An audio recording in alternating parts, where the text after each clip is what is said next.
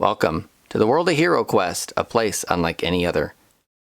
For a brief golden window in the late 1980s and early 90s, the epic plastic adventure wasn't just a category. It was a global phenomenon. We're talking about massive boxes that commanded the entire aisle of your local toy store. These weren't just cardboard and dice. They were physical, three-dimensional gateways to worlds of monsters, magic, and most importantly, conflict. At the heart of this industry was HeroQuest. It was the bridge. It took the intimidating, complex world of Dungeons & Dragons and distilled it into a theater of play that any 10-year-old could understand. It didn't ask you to read a 300-page manual. It welcomed you to be the hero of the story. Behind every iconic dungeon crawl, there was a person who had to fight for that vision. Someone who dared to believe that kids wanted more than just simple tokens and luck. Before modern kickstarters and digital tabletops, Stephen Baker ruled the toy aisle.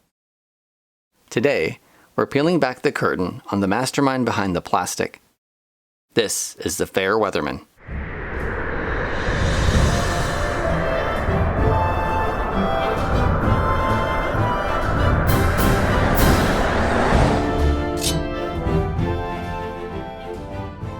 Welcome back to the channel.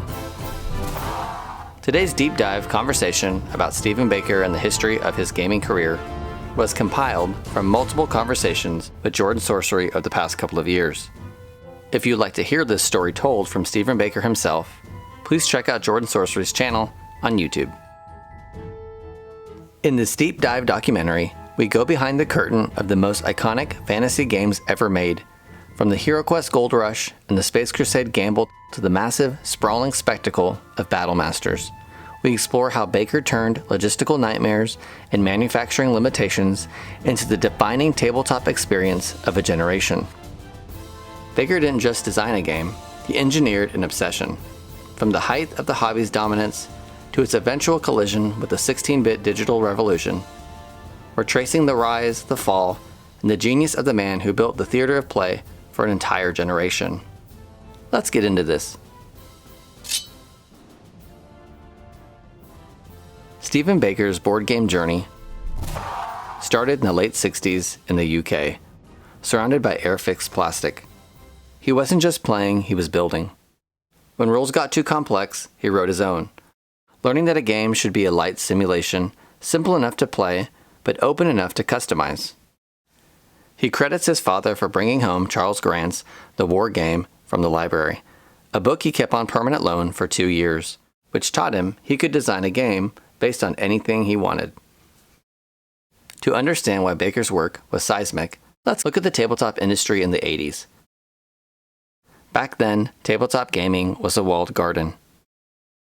The gold standard was heavy metal, lead, or pewter. They were expensive, fragile, and a nightmare to assemble. Customization was virtually non-existent. You were largely stuck with whatever the mold cast. But in the background, a manufacturing revolution was brewing. Injecting molded plastic requires precision-engineered steel molds costing thousands of dollars. A massive gamble. Driven by the explosion of Warhammer Fantasy and Rogue Trader, Games Workshop finally had the volume to justify that cost. This was the turning point. It wasn't just a material change, it was a fundamental shift in how tabletop games were played. Suddenly, we weren't just collecting statues, we were building kits. Baker was at the epicenter of this shift. He saw the potential of plastic. He realized that if he combined the mass market power of Milton Bradley with the high-detailed plastic molding of Citadel miniatures, he could bring the hobbyist experience to the toy aisle. He wasn't just designing games, he was inventing the boxed hobby. By the mid-80s, Baker was working at a bank, a job for life, that he eventually walked away from to manage a Games Workshop in Hammersmith. It was a risky move, but one that put him in the right room at the right time. That fateful cold call from Milton Bradley, looking for help with wooden playing pieces, was the spark.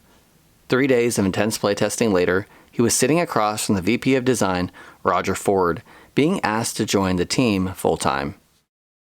One might assume that there was some long, drawn-out corporate struggle before HeroQuest was greenlit, but for Stephen Baker, it was far more organic. He didn't just walk in with a briefcase and a formal proposal. He spent his early days at Milton Bradley building a relationship with his mentor, VP of Design, Roger Ford. Baker says, as soon as I joined, or very shortly after, he began campaigning for new titles. He used those lunch break chats in Ford's office to present his indicators: the rising circulation of White Dwarf magazine, the undeniable explosion of fighting fantasy books, and the groundswell of interest in Dungeons & Dragons. He wasn't just pitching a game, he was pitching a shift in the market.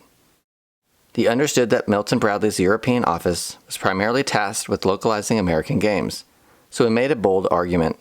Why are we just localizing when we can innovate? That persistence, combined with the mentorship he had cultivated with Ford, turned into an immediate dialogue into the collaboration that would define the next decade of our childhoods. Baker pitched the fantasy dream, but it wasn't a smooth road. Take the HeroQuest board. It was supposed to be a massive 3-panel fold-out, but cost-cutting forced it down in size. Instead of agonizing, Baker embraced the constraint. He realized the smaller board actually improved the game, keeping the pace tight and the setup fast. He even pushed for a panini sticker system for character customization. Although that idea never manifested into the game system, it was a bold, eager echo of the legacy mechanics we see today. This idea eventually led to the creation of the HeroQuest sticker book, a staple of the times in toy stores. Baker's vision was beginning to take shape and was at a prime time when fantasy board games were starting to take root. But it needed a unique look. He didn't want cardboard tokens. He wanted the industry's best miniatures. Enter the powerhouse partnership. Milton Bradley provided the mass market distribution, and Games Workshop provided the visual authenticity. Baker worked with the architects of Warhammer, led under the direction of Brian Ansell, Bob Naismith on sculpting, John Blanche guiding the art, and Rick Priestley and Jervis Johnson consulting on gameplay. And let's not forget Phil Gallagher on help with rules and editing. Because of this partnership, the game felt like it fit loosely in the Warhammer world, but wasn't explicit. Some names and locations were tweaked for the final release, though Games Workshop successfully pushed to keep the Fimir, those swamp-dwelling creatures that added the distinct, gritty flavor they were famous for. In a recent interview, Bob noted not one person could take credit for sculpting any of the HeroQuest miniatures, as it was a collective effort with the Perry twins. He remembers sitting at a table with the miniatures laid out in front of everyone, picking up the miniature and working where the last person left off. Notable Citadel miniature team members who helped with the HeroQuest sculpting were Dave Andrews and Allie Morrison. Stephen Baker worked with industrial designer Don Maxwell to turn terrain into plastic reality, and airbrush master John Good to create the logo that decades later still feels iconic. The original HeroQuest card art, including classic spell and equipment cards, was primarily illustrated by renowned fantasy artist Gary Chalk. And let's not forget about the beautiful oil-painted box art created by Les Edwards. What a masterpiece. Milton Bradley's manufacturing would take center stage with the final tooling of the miniatures and the game's production. Things were moving at MB, and the excitement around the game's release was building. Before we dive back in the dungeon, I'd like to take a minute to talk about this video's sponsor, me. This deep dive into Stephen Baker's work only exists because, like you, I didn't stop being a kid who loves plastic miniatures. Whether I'm reviving 90s dungeon crawlers from the scrap heap, building terrain out of recycled cardboard, or testing out awesome HeroQuest homebrew, this channel is a love letter to the theory of play. We're all about fighting back against the world of instant gratification and reclaiming that slow, tactile joy of the tabletop. If you love the epic plastic era as much as I do, or if you're just looking for a place to keep the hobby spirit alive, hit that like button, drop a comment with your favorite HeroQuest memory, and make sure you're subscribed. Your support is the only reason I can keep building, painting, and digging into the history of games that shaped us. Alright, let's get back to the architect himself, Stephen Baker. When HeroQuest launched in 1989, it wasn't just a game. It was a cultural event. In the UK, it hit the ground running, becoming the best-selling game that year it debuted. It sold an astonishing 120,000 copies in the first year alone. That kind of success, unprecedented for a title with that level of complexity, sent a shockwave through Hasbro and Milton Bradley. It was the ultimate toyetic experience.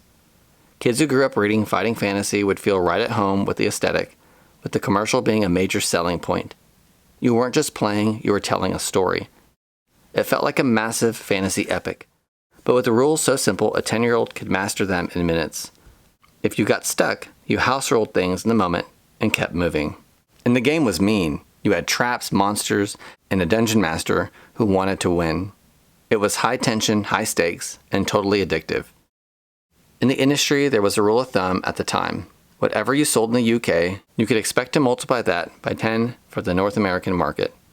Based on those UK figures, the potential in the US was massive, a projected 1.2 million units. When the game finally landed in North America, the reality lived up to the hype. Sales were so robust that salesmen at Hasbro later reminisced about their record-breaking bonuses fueled by the HeroQuest Gold Rush. The US game underwent several subtle refinements, such as introducing multiple hit points for monsters, refining the first quest, and most significantly, rebranding the villain from Morcar to Zargon. Once you get into it, you'll never be the same. While Baker doesn't recall the exact motivation for the switch, he suspects Milton Bradley sought a name that was easier to trademark and protect legally, giving the company a unique asset to own. Additionally, the character Ragnar was pulled directly from Baker's own personal role-playing campaigns. These deliberate adjustments helped the title achieve the exclusive status of an evergreen product, solidifying its place in the historical aisles of toy retail history. HeroQuest enjoyed an extraordinary 5-year lifespan on the store shelves, a monumental feat in the era where most board games were fortunate to survive a single Christmas season. During those years, the game stood as the undisputed crown jewel of the toy aisle. To sustain this momentum, Milton Bradley released a steady stream of expansions, each packed with more miniatures that allowed them to weave a light, ongoing campaign narrative for dedicated players. Decades later, fans still look back at the title not merely as a game, but as the quintessential experience for living out a true fantasy adventure.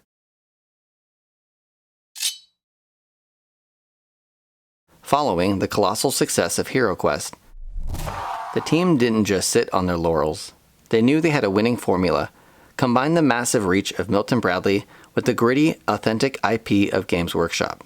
Stephen Baker would use his leverage to pitch another epic, plastic-laden adventure. Space Crusade. But this time, the North American team would sit this one out, as he was setting his sights on the Warhammer universe and its massive appeal to the UK market.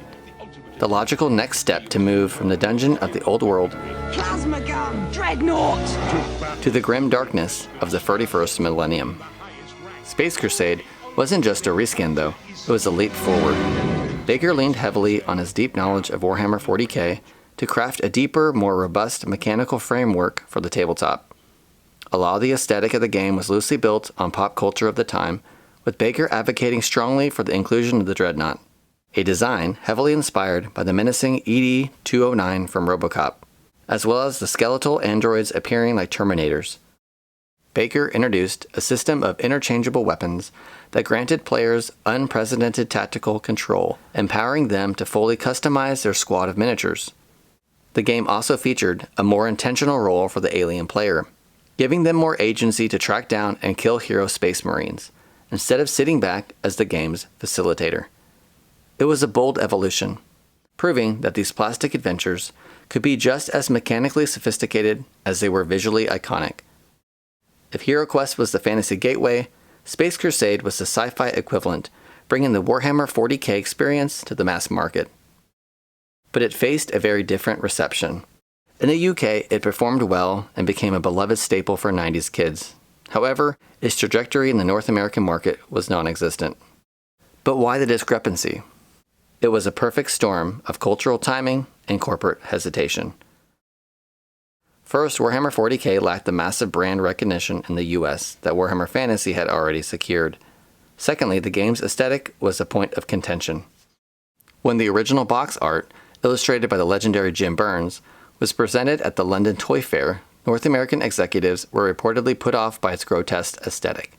The box was eventually rebranded with art by David Skew, in an attempt to soften the edges.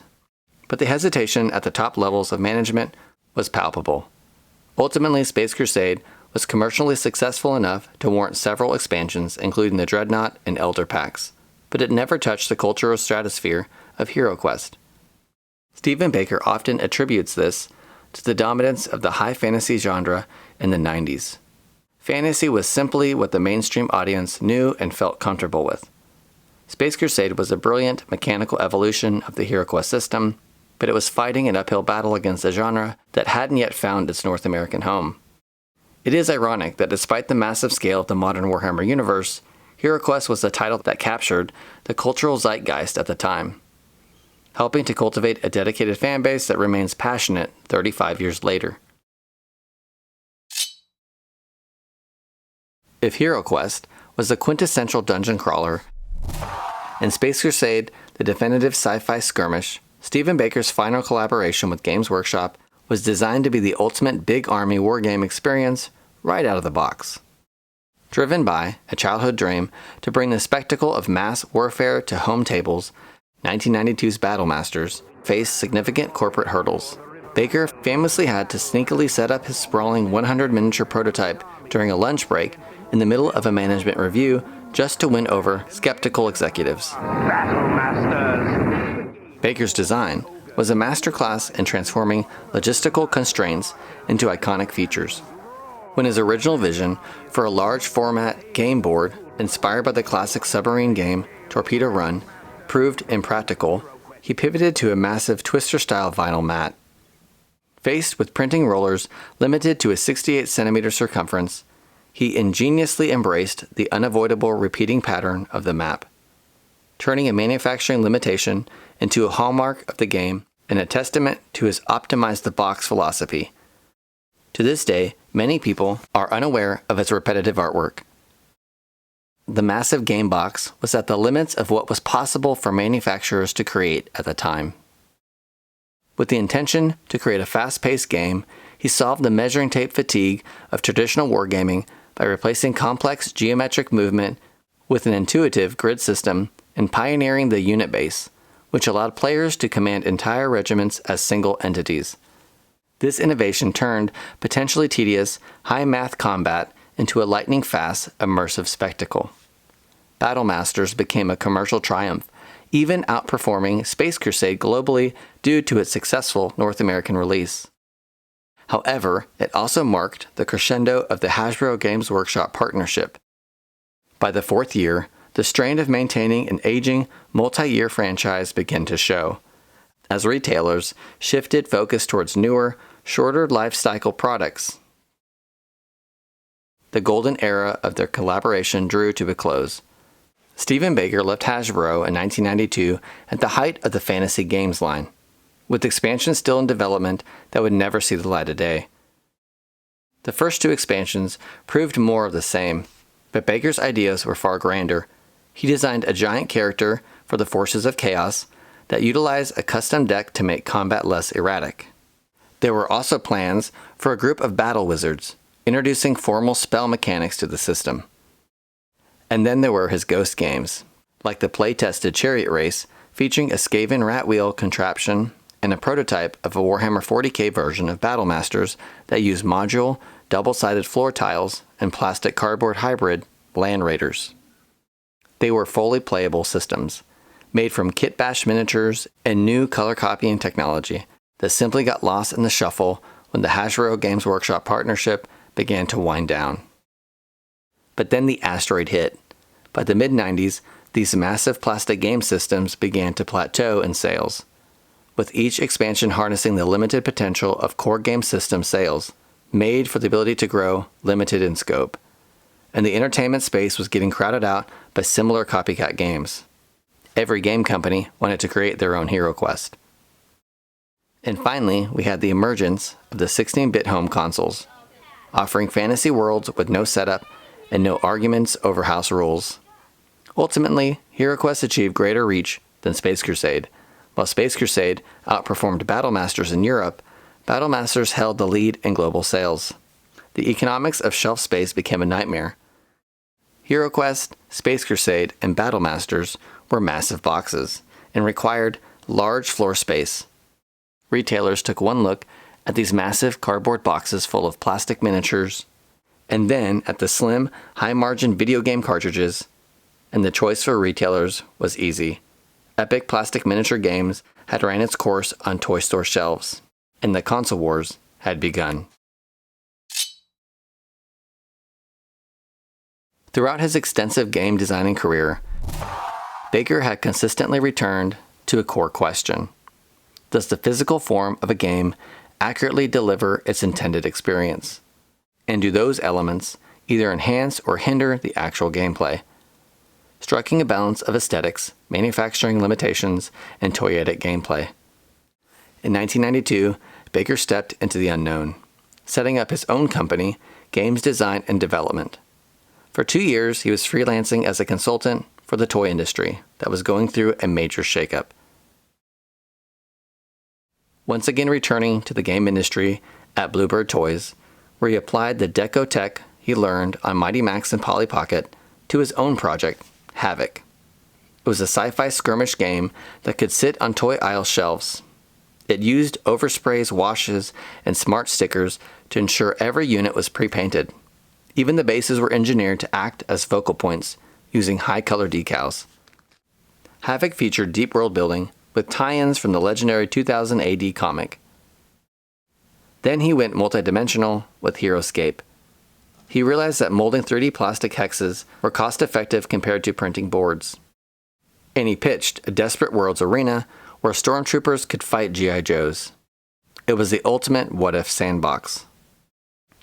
In 1993, he once again worked with Roger Ford to design Die Schlacht der Dinosaurier, the Battle of the Dinosaur. It's a cult classic that featured human riders commanding dinosaur armies in a world vaguely tied to the dark-eyed RPG. It shared the tactical soul of Battlemasters, though it remained a hidden gem trapped in German and French markets. But Baker's fascination with dinosaurs didn't end in the 90s. Through the years, his creative engine never really stopped. He's bringing that passion full circle with his newest project, Saurozoic Warriors Arena Battle Game. It's everything we've come to expect. Dinosaurs, gladiatorial combat, and a design process that tracks from the very first sketch to the Kickstarter launch. It is, in many ways, the modern evolution of the same spark he had back when he was painting air-fixed tanks in the 70s. Saurozoic Warriors feels like a spiritual successor to his love of spectacle and tactical skirmish combat. Produced in collaboration with Boss Fight Studio, this game sees dinosaur gladiators duking it out on an active volcano. It's a masterclass in Baker-style design, fast-paced dice-rolling action blended with unique, asymmetric character decks. It captures that high-energy, King of Tokyo vibe, but adds the tactical depth of managing resources like glory, which you earn by winning over the crowd. It even features a dynamic volcano mechanic that forces players to risk their positioning for greater rewards. Whether it's the base game or the deluxe expansions that introduce magma lords to keep eliminated players in the fight, it's clear that Baker is still finding ways to innovate within the constraints of the table, proving he's still the same designer who turned a simple board game into a life-changing experience. But the story of HeroQuest doesn't end in the 90s. When Avalon Hill announced the massive relaunch of the game, there was no corporate requirement for them to reach out to the original designer. They owned the rights. They could have easily gone the route of a corporate reboot without a single word to the man who built it. Instead, they did the unthinkable. They invited Stephen Baker back. Baker had spoke about how surreal it was to revisit the project 35 years after its inception. He wasn't just brought on as a figurehead, he was given the opportunity to write a brand new bonus quest book. For a designer who had spent decades watching his creation become a cultural touchstone from the outside, it was a moment of profound validation. He noted that it was an incredible experience to go back to the drawing board, only this time with the full suite of modern design tools. He could draft his quest on his desktop, iterating with precision that he could only dream of during the dot matrix printer era of 1989. And the fans, they noticed. The relaunch was a love letter to the original, a modern homage that captured the look, the feel, and the magic of the 80s classic. For Baker, the best part wasn't just the professional recognition, It was the weekly influx of emails from fans who had played the game as kids, only to now be playing the same game with their own children. It proved that while the technology had changed, the theater of play he had engineered decades ago was truly timeless. The return of HeroQuest under the Hasbro's Avalon Hill imprint wasn't just a simple reprint. It was a massive operational undertaking. Launched in 2021, the new edition sought to walk a tightrope, update the mechanics and components for a modern audience while preserving the magic that defined the 1989 original. The reception was nothing short of explosive. The relaunch didn't just target the die-hard nostalgic crowd, it successfully introduced the game to an entire new generation of players. Avalon Hill went all in, flooding the market with a steady stream of expansions that expanded the lore and gameplay far beyond the scope of the original run. From Keller's Keep and Return of the Witchlord to the massive new mythos-building sets like the Mage of the Mirror, the Frozen Horror, and the Rise of the Dreadmoon. The game has seen more active support in the last few years than it arguably ever had in the 90s.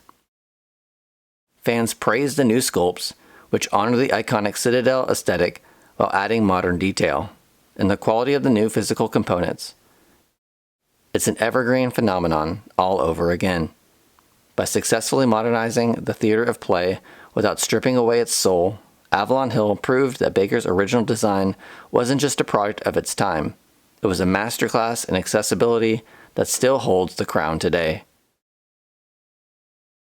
With the 2026 re-release of Wizards of Morcar, modern HeroQuest is at a unique time in its history.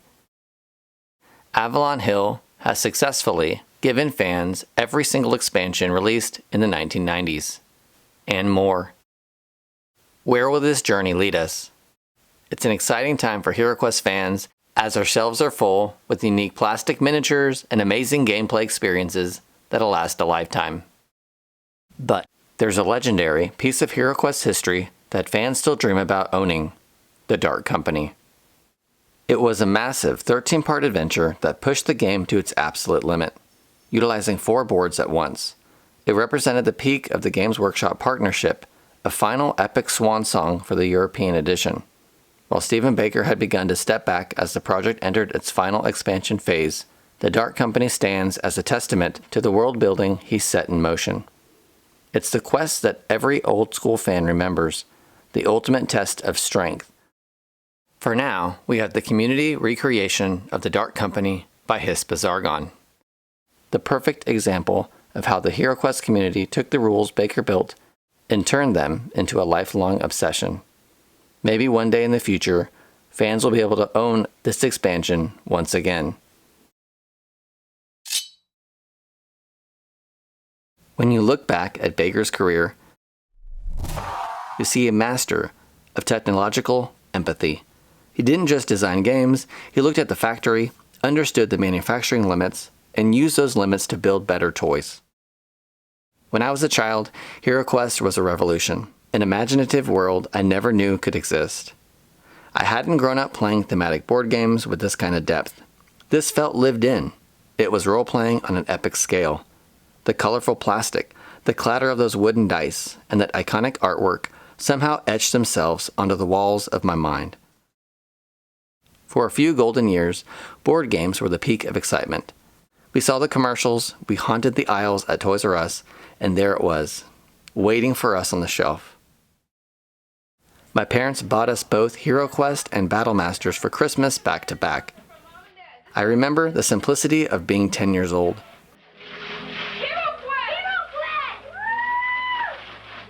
But for many of us, that tactile tabletop world began to fade as the digital age took hold. We moved onto personal computers and home consoles, and while we never stopped loving fantasy, those adventures no longer lived in giant cardboard boxes. But here's the beautiful part. A generation of kids who grew up loving these epic plastic miniature adventures have come full circle. Battle Masters! Some people kept the games tucked away in dusty crawl spaces. Others were sold at garage sales. Now we're collecting them once again, painting the miniatures and passing them on to the next generation to cherish. We're teaching our own children and grandchildren how to tap into their imaginations, to let them run wild across a dungeon floor just like we did. As a child, I never knew who Stephen Baker was. It never crossed my mind to think about the team behind the rulebooks who gave us these plastic treasures. But as an adult, looking back with different lenses, I can't help but feel a massive sense of gratitude. I'm grateful that Stephen Baker and the HeroQuest team of artists and designers chose to keep their imaginations wild well into their adult lives, giving a small child like me the chance to feel like a champion of the realm after conquering the monsters that lurked in the dark dungeon of HeroQuest. So on behalf of all of us still hanging on to dusty cardboard boxes full of colorful plastic miniatures, thank you. And to all of you, thank you for watching this board game documentary. If you like what you saw, please comment, like, and subscribe for more HeroQuest content. And if you'd like to support the channel, check out the link below and see how you can buy me a coffee. As always, danger, you will soon discover, lurks in every shadow. Come, let the quest begin.